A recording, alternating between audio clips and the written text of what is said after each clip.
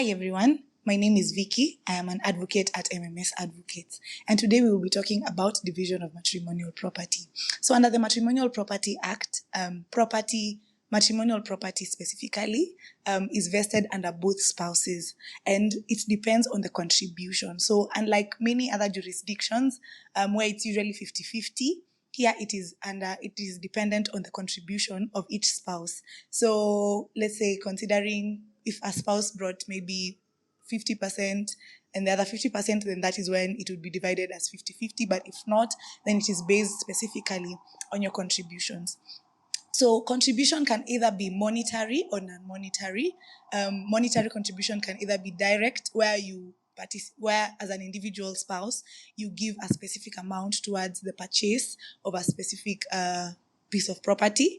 And it can be indirect, where one spouse takes care of certain costs, maybe household costs, paying bills and everything, and then the other one's contribution is now towards the direct purchase of the property. So that is indirect contribution of monetary contribution. So the second type of contribution is non-monetary contribution, where, for instance, one spouse, yes, is the one that is working, but then the other one is probably taking care of the house, running the family business, doing maybe farm work, farming or tilling the land around the house or something like that. That is still considered a contribution. It is just considered indirect contribution. So proof of contribution is very important during the division of matrimonial property. You need to be able to prove that you have contributed in these specific ways. So whether it is the direct contribution, you can show that you have the receipts, or indirect contribution, you can show that you are the one that is taking care of the home, you are the one that is taking care of the family. So that is the contribution that is required. Courts are usually the people that decide. The courts are the ones that decide the contribution, the amount of contribution.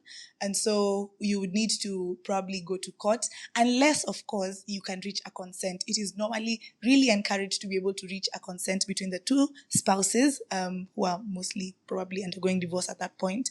But it is normally really encouraged to be able to go through. If you're able to consent on how to divide the property, the better. Or actually, as you're beginning the marriage, prenups are allowed. Prenups are agreements where you can agree on how to divide the property in case the marriage fails. So just in case, you can do that agreement before you get into the marriage. If you're already in the marriage and you want to divorce, probably you can reach a consent. But if you're not able to reach that consent, courts are able to decide on how the property should be divided. Thank you. MMS, we are your partner in growth.